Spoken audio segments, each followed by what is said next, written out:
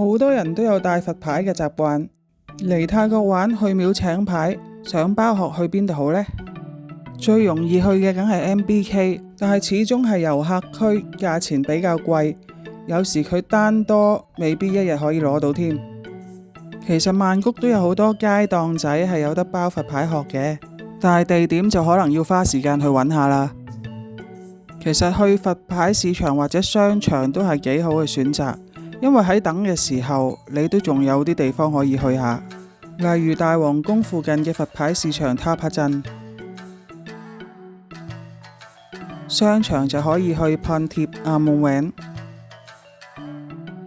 或者 Imperial World 岑龍。今日我就去咗 Seacon Square 士勒克練嘅地牢，